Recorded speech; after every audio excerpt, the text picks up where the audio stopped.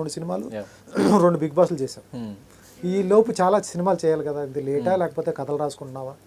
అంటే చాలా సినిమాలు అంటే సార్ ఇప్పుడు నిజం ఓపెన్గా చెప్పాలి అంటే ఆబ్వియస్లీ ఇప్పుడు నేనున్న సిచ్యువేషన్కి దానికి బిగ్ బాస్ నుంచి వెళ్ళొచ్చి ఫేమ్ రికగ్నిషన్ ఉంటుంది. కానీ వచ్చే ఫిల్మ్స్ ఆబ్వియస్లీ ఒక పెద్ద ప్రొడక్షన్ హౌస్ నుంచో పెద్ద డైరెక్టర్ నుంచో అయితే అట్లాంటి అవకాశాలు రావు, మనం కొత్త వాళ్ళనే చూస్ చేసుకోవాలి.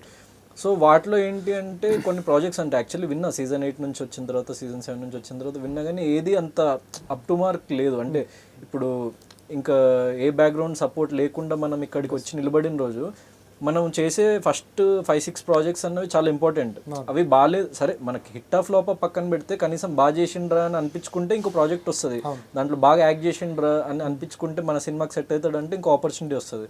కానీ అసలు కనీసం అంటే మనకి కొంచెం కూడా అట్రాక్ట్ చేయని పాయింట్స్ సబ్జెక్ట్స్ విన్నప్పుడు అది నాకు ఫైనాన్షియల్లీ చాలా ఫెచ్చింగ్ ఉండేవి కూడా అసలు క్రియేటివ్గా కానీ దాంట్లో నాకు సాటిస్ఫాక్షన్గా లేదు అని అనిపించిన ఏది స్టార్ట్ చేయలేదు అనమాట. అందుకే ఆ ప్రాజెక్ట్స్ సో వచ్చినాయి మధ్యలో. కానీ ఈ మధ్యలో గ్యాప్లో అంటే చాలా విన్నా సార్, అంటే ఇక రెగ్యులర్గా అంటే చాలా మంది తెలిసిన వాళ్ళు వాళ్ళ త్రూ వీళ్ళ త్రూ ఇట్లా హీరో అని చెప్పేసి వినిపిస్తుంటారు కదా. అంటే కొంతమంది దగ్గర ఏంటంటే కొన్ని గుడ్ స్క్రిప్ట్స్ కూడా విన్నా కొంచెం మంది యంగ్స్టర్స్ దగ్గర, కానీ వాళ్ళకి అంటే ఇప్పుడు ఇండస్ట్రీ బాగాలేదనో లేకపోతే చాలా మంది ఏం చెప్తారు అతనికి ఏం మార్కెట్ ఉంది, సో అట్లాంటి మాటలన్నీ వినిపిస్తుంటాయి. అంటే ఒక సినిమా చేసి మంచి సినిమా చేస్తేనే కదా మార్కెట్ వచ్చేది.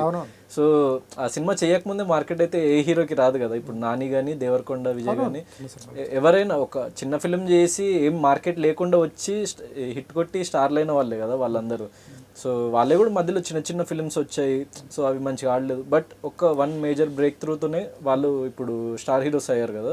So any actor for that matter needs that opportunity first industry నుంచి.